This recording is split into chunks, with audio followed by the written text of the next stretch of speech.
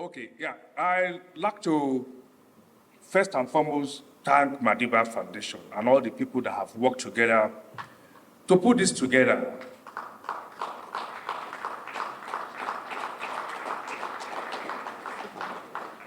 It is one thing for government to be committed to a cause. It's another thing to see private initiatives. And this is coming at just the right time. Who is the new Nigeria we are talking about? It's not particularly very new. We are in the era of what we call renewed hope. But we also have renewed national anthem. Isn't it? Okay, it is renewed because it is not entirely new. That is the national anthem this country took off with in 1960, which has now been renewed. What Madiba has set out to do, which they may not actually realize, is bigger than what you are seeing here. The new Nigeria we are talking about is not coming for the first time.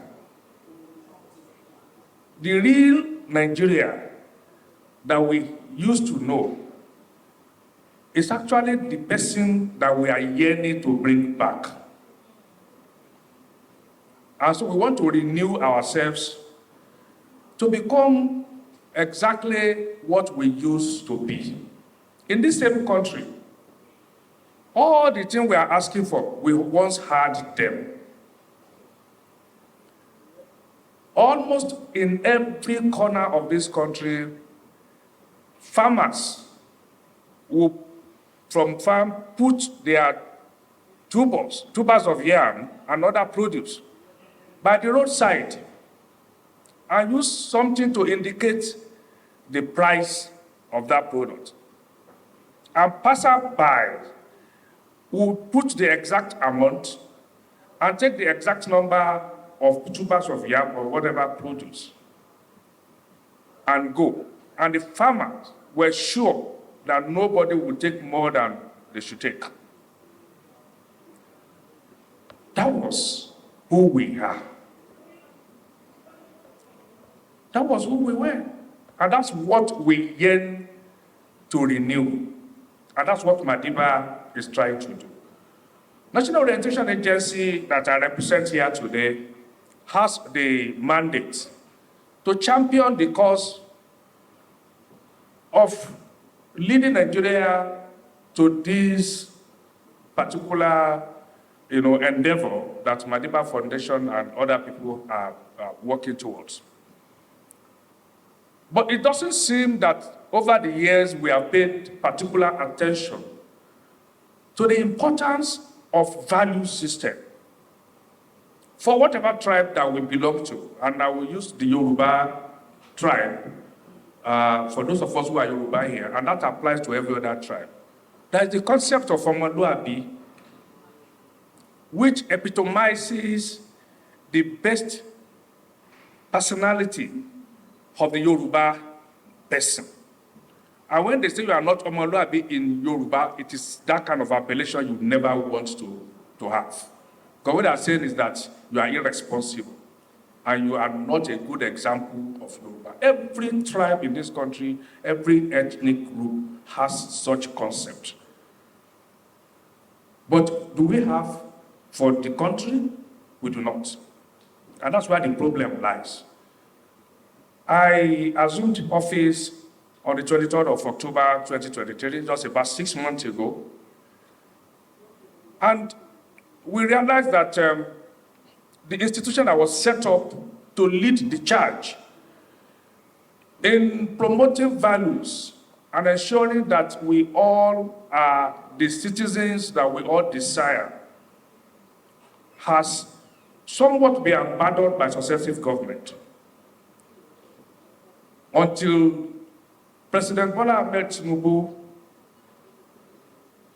who understands the importance of having value orientation, established the Ministry of Information and National Orientation and took tourism and culture out of that ministry so that we can focus on the need to make Nigerians to be who we are supposed to be. And so, national orientation happens to be the implementation agency for this particular value orientation. But there have been past efforts by previous government at galvanizing Nigerians to ensure that we live by those ideals that will make our country to be better than what we have. But two things were always missing. And that's what I want us to pay attention to, including Madiba Foundation. The past efforts, and those who are old enough to know what they call Andrew, don't check out. Many of you may not know, but when you get home and ask, just say it at home and say, Andrew, don't check out. They will remind you that in the mid-80s, there was an effort to galvanize Nigerians to believe in this country. And that led to Andrew, don't check out. Because the Jagba that we are talking about is not happening for the first time. It happened in the mid-80s. And that led to the campaign called Andrew, don't check out. And over the years, with different governments, there have been efforts. But two things were always missing. The first is that we have been focusing on what the citizens must do. You must be patriotic. You must be dedicated. You must love your country.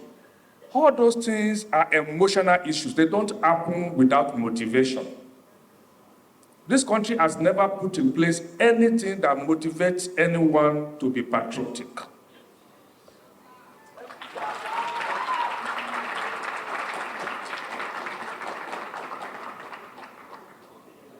And you see, permit me to use the two popular religions, to illustrate this.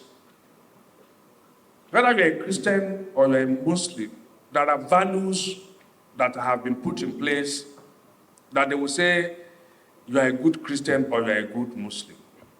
And your effort at being a better Christian or a better Muslim is anchored on the promise God has made to you that if you observe those principles, He will reward us with what?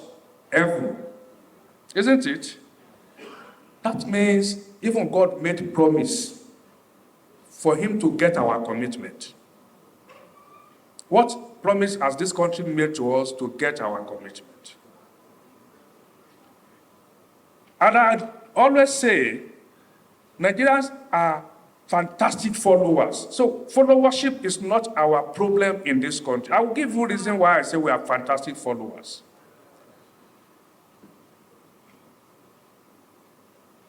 In 1984, I apologize that I'm taking you too far to where. In 1984, we had what we call the Buhari Idi military government. And they came with what they call war against indiscipline. An attempt to renew us that time. Nigerians complied. You queue to enter the bus. You queue even when you want to buy things. You don't drop debt on the road. You see, you pick it up. We were respecting the traffic rules. They didn't have to chase us around before we complied. 2 years later, another government came and said, sorry, we're joking, relax, and we relaxed. How else do you be a good follower? And so, whatever any government has asked of us, we have been doing it. But let me illustrate with something perhaps many of us have witnessed. There are people in this hall who drive. If we pick our vehicles now and begin to drive on the road, and we get to an intersection, and there is nobody directing traffic there, for us to wait for 60 seconds so that we can have traffic flow, we will not. We will create a traffic jam. But when you have somebody who particularly is not as sound as us, standing in the middle of the road and giving direction to traffic, we will comply. That shows we are good followers, but we have a weakness. Our weakness is that until we see somebody to lead us, we hardly can lead ourselves. So that is where the role of government comes in. That we must be given sound and correct direction. Nigerians will always follow. So enough of asking the citizens for this and for that. It is time for the country itself to motivate the citizens. And that is our focus at NOA. And that's why we said, in the first place, if our two major religions have they have manuals, the Quran and the Bible, to guide the people. And those are not constitutional, they are moral guides. What value system has this country put in place to guide the citizens? Because citizens of each country must be unique. A Nigerian is not a Ghanaian. It's not an American. Something must distinguish us. And those things are already there, but they have not been articulated, aggregated, and documented. The rest of the world, you must have seen a lot of videos flying around where they say Nigerians are smart people, produced by South Africans, by Americans, attesting to our confidence, our resilience. Examples are abound. That is what they see. And that is their impression of who we are. But when you ask them to give an example of the Nigerian smartness, then they tell you how a Nigerian successfully sold an airport that does not exist. Is that the smartness for which we want to be known? Yes, it is true we are smart, but we are projecting negativity because we have not deliberately promoted positivity.